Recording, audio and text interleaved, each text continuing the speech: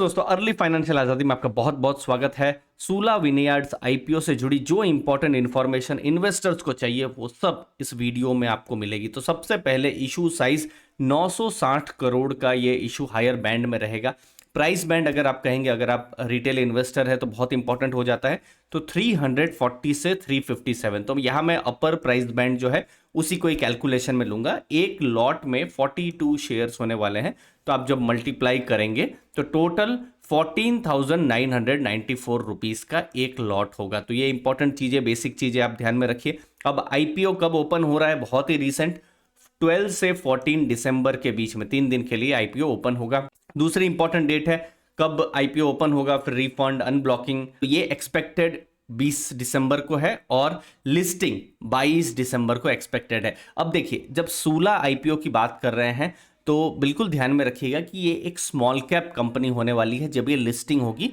जब market cap है, अगर हम अपर प्राइस बैंड के हिसाब से देखें तो मार्केट कैप 3000 करोड़ से थोड़ा ऊपर होने वाला है। तो एक स्मॉल कैप की कंपनी जब भी ये लिस्ट होगी तो ये हमको ध्यान में रखना है, अपर प्राइस बैंड जो 357 है उसके हिसाब से। अब आईपीओ में जो पैसा रेज कर रही है कंपनी, तो ये टोटल ओएफएस है। क्योंकि देखिए, आईपीओ में दो चीजें होती है, या तो पहला ओएफएस में जो भी प्रोमोटर्स होंगे उनको अगर शेयर सेल करने होंगे तो वो होता है, और दूसरा कुछ फ्रेश इशू होते हैं जिसमें कंपनी में कुछ पैसा जाएगा, हो सकता है उनके डेट रिपेमेंट के लिए या वर्किंग कैपिटल के लिए। तो यहाँ जो है दूसरा पार्ट नहीं है, पहला पार्ट है। टोटल ऑफर जो है, टोटल जो है सेल हो रहा है, मतलब जो प्रोमोटर है अपने लगभग 2.7 करोड़ जो शेयर्स हैं वो सेल कर रहे हैं। तो जो प्रोमोटर का जो स्टेक है आईपीओ के पहले 28.4% था, वो घट के 27.3% हो जाएगा। ठीक है, ये इंपॉर्टेंट चीज आपको ध्यान में रखनी है। अब आईपीओ में बहुत ग्रे मार्केट प्राइस को लेकर बहुत सारी चर्चा होती है।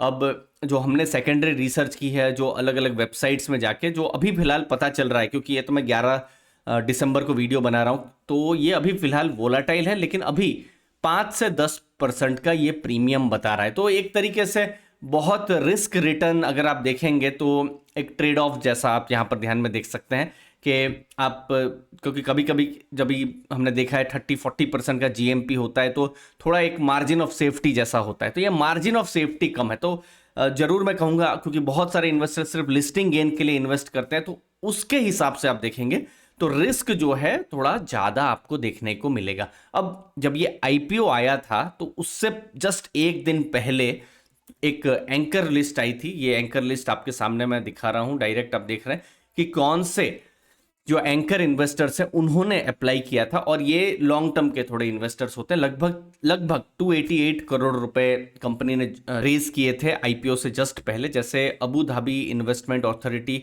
और गोल्डमैन ने बहुत बड़ा वहां पर अपना स्टेक खरीदा है। फिर उसके बाद आदित्य बिरला जेननेक्स्ट फंड है, फिर एचडीएफसी स्मॉल कैप फंड है, उन्होंने फिर स्टेक खरीदा है। एसबीआई कॉन्ट्रा 8.68% उन्होंने खरीदा है। फिर एसबीआई के दूसरे फंड्स ने भी थोड़ा इन्वेस्टमेंट किया है। फिर आईसीआईसीआई प्रूडेंशियल जो है लाइफ इंश्योरेंस कंपनी, उन्होंने इन्वेस्ट किया है, एचडीएफसी लाइफ। तो एक डिसेंट सी मुझे लिस्ट लग रही है जब हम एंकर इन्वेस्टर्स की बात कर रहे हैं। अगर आप टोटल सिर्फ म्यूचुअल फंड्स की बात करेंगे तो टोटल 5 फंड्स ने, जैसे आदित्य बिरला जेनेक्स फंड, फिर आदित्य बिरला स्मॉल कैप, फिर HDFC small cap, SBI Contra और एसबीआई कंजम्पशन। तो एक, क्योंकि देखिए आईपीओ भी बहुत छोटा है, तो एक डिसेंट लिस्ट यहां पर हमको देखने को मिल रही है। तो उन्होंने इन्वेस्ट किया है, लेकिन देखिए उनके अगर पोर्टफोलियो की अगर हम बात करेंगे तो बहुत ही छोटा परसेंटेज है। जैसे एग्जांपल के तौर में, जैसे Aditya Birla small cap fund है, ये 3000 करोड़ का फंड है और यहां पर उन्होंने 15 करोड़ उन्होंने इन्वेस्ट किए हैं। मतलब अपने पोर्टफोलियो का 0.5% आप यहां पर मान सकते हैं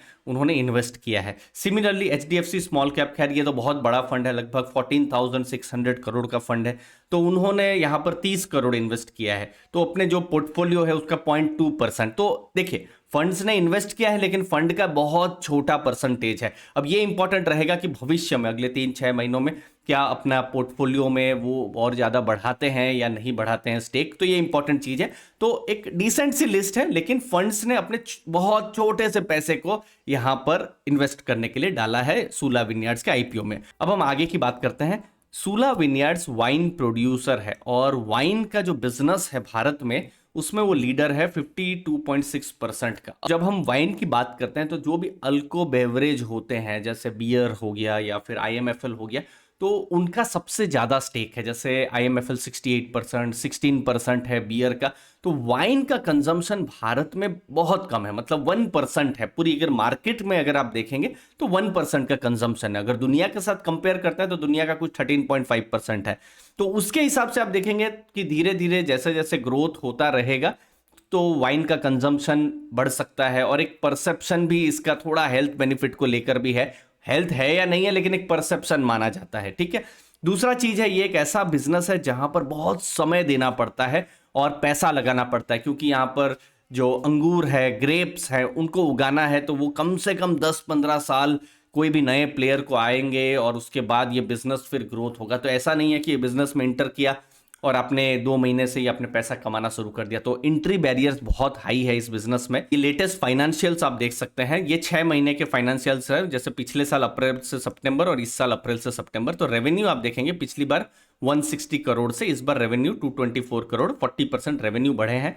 मार्जिन अच्छा खासा मार्जिन है इस बिजनेस में, 19% पिछले साल मार्जिन था और इस बार 28.7% का मार्जिन, तो एक डिसेंट मार्जिन है। प्रॉफिट मार्जिन भी आप देखेंगे 13.61 करोड़ है। नेट प्रॉफिट आप देखेंगे 30 करोड़ के आसपास है। तो ओवरऑल अगर आप ईपीएस के हिसाब से देखेंगे तो पीई रेशियो जो है वो लगभग 50 के आसपास बन रहा है। तो 50 के आसपास, जो बहुत ही सस्ता तो नहीं कहा जाएगा अगर हम बात करते हैं बिजनेस की, तो एक न्यूट्रल जोन में आप कह सकते हैं। बहुत बहुत महंगा भी नहीं है, 80-90 का पी भी नहीं है, लेकिन एक 50 का पी मैं कहूँगा थोड़ा एवरेज से थोड़ा सा ज़्यादा यहाँ पर प्राइस अर्निंग रेशियो यहाँ पर जो कंपनी है वो लेकर आ रही है। दूसरी चीज़ है रिस्क है, क्योंकि देखिए सिन प्रोडक्ट है, अल्कोहल वाला प्रोडक्ट है, तो वहाँ पर लॉज जो है, फिर रेगुलेटरी रिस्क है, क्योंकि कोई स्टेट कल कह दे कि हम यहाँ पर अल्कोहल को पूरा बैन कर देंगे, तो वो सब रिस्क तो रहता ही है, वो इंपॉर्टेंट चीज़ है। फिर क्लाइमेटिक कंडीशन है, क्योंकि जो ग्रेप्स हैं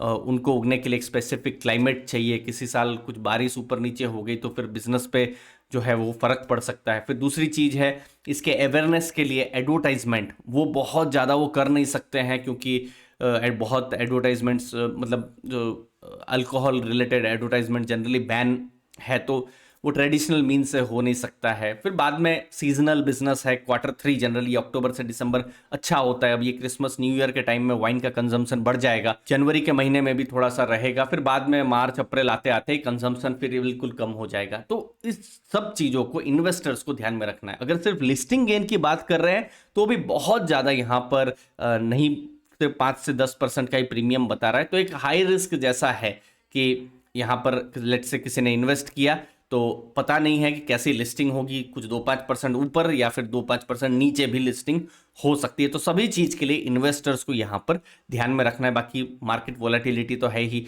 उस रिस्क को तो बिल्कुल भूलना ही नहीं है। तो मुझे उम्मीद है आपको बिजनेस को लेकर आइडिया आया होगा। वीडियो अच्छा लगा तो जरूर लाइक शेयर सब्सक्राइब कीजिए। अर्ली फाइनेंशियल आज़ादी। थैंक यू दोस्तों।